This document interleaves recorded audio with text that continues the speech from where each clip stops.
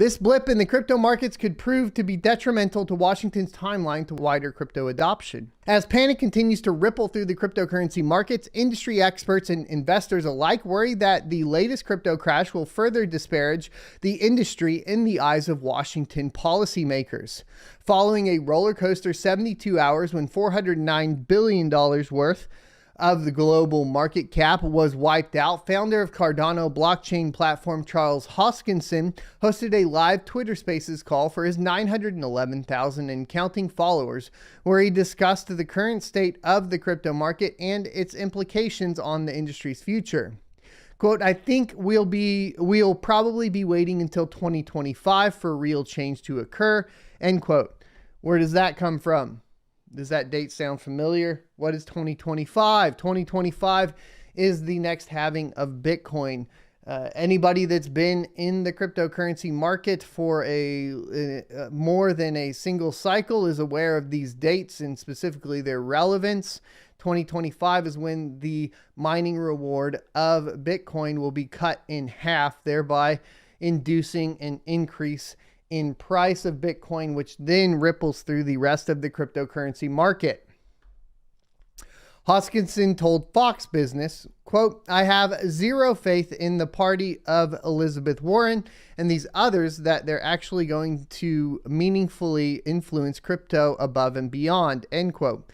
The conversation surrounding cryptocurrency in Washington has been largely dominated by both Elizabeth Warren, a fierce crypto critic, and Gary Gensler, head of the Securities and Exchange Commission, who has vowed to crack down on the digital asset space using a regulation by enforcement approach in an attempt to control the rapidly expanding industry.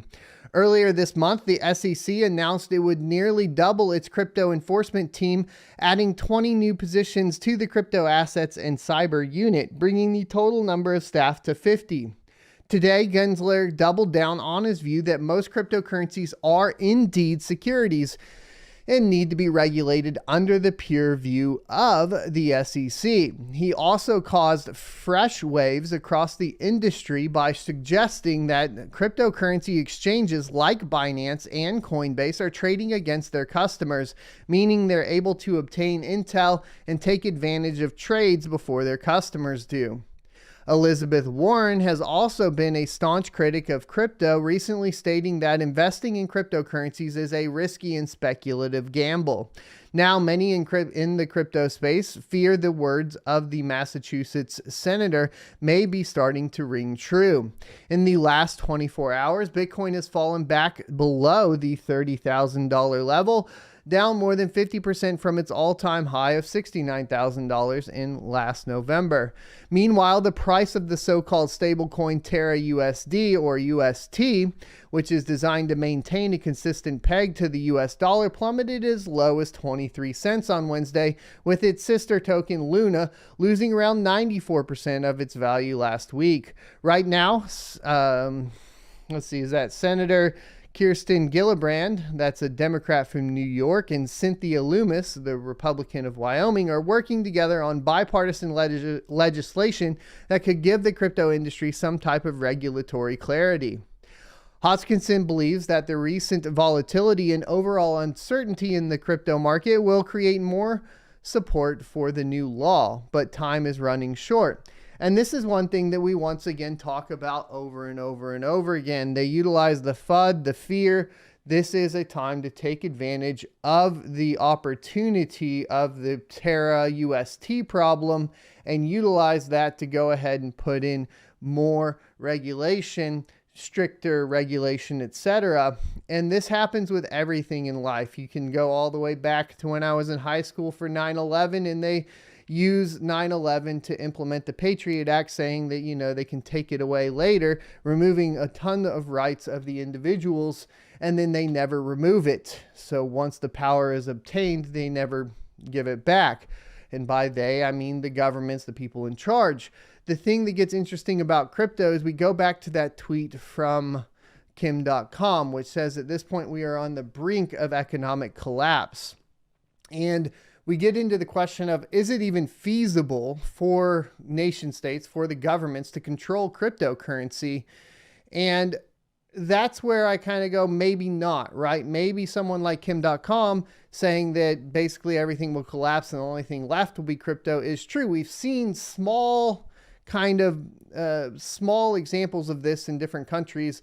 I remember during the last bull run, we saw this in Venezuela when the cash became worthless and everybody started shifting to, I believe it was Digibyte at the time, to basically transact with each other, because going to buy a hamburger, you need to carry a trash bag full of the Venezuelan dollar to go ahead and purchase it. And that wasn't feasible. So people naturally moved to cryptocurrency to transact and kind of basically cut out the middleman, which was the government and the reserves for Venezuela.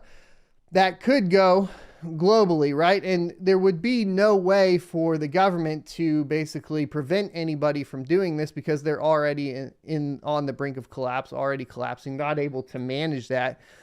And we get into, once again, those examples of the managerial class versus the skill-based class and so on. And we start to see huge amounts of money pumped into the machine, into the managerial class. And the only way they can do that is by increasing inflation. So just by nature of having to build all of these regulatory bodies up, they are devaluing the currency. So they're essentially, at the end of the day, by dumping a ton of money into regulatory options surrounding crypto, devaluing the US dollar to regulate something that threatens the US dollar. It's really interesting to watch this play out. I'm not incredibly intelligent surrounding economics or anything like this. I just am fascinated to watch it and see how it works. And it's just notes that I'm making in my head surrounding all this, right? And I'd like to hear your opinion too. Let's see. So let's close that. Sorry about that. All right. So says, I do believe this will push the legislative branch to escalate and actually pass a law at some point, Hoskinson told Fox Business. But unless they move quickly, I don't think they have enough political time to be able to actually pass comprehensive legislation before the midterm elections. Back in March, President Biden signed an executive order asking various government agencies to weigh the pros and cons of implementing a U.S. digital dollar, also known as a CBDC, which is pegged to the country's fiat currency. The study is taking place over 6 months and involves input from both the Federal Reserve and the Treasury Department. Proponents of digital currency feel the U.S. is lagging behind in adoption, as 9 other countries, including China, have already launched their own CBDCs. Once again, just from my perspective, I'm pro-crypto, anti-CBDC. I just want to make that clear. This blip in crypto markets could prove to be detrimental to Washington's timeline to wider crypto adoption. Washington is Washington, and the gears are pretty gummed up right now, said Hoskinson. It's likely nothing will actually get done in practice outside of more enforcements and regulation until 2025 with the change of the administration.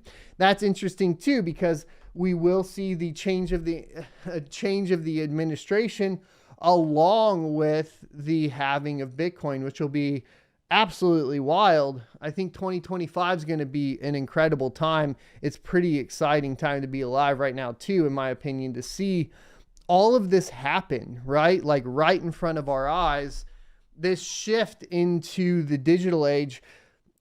It was expected to begin, maybe a lot earlier, but I think there were a lot of tools that were not available to us as individuals and so on.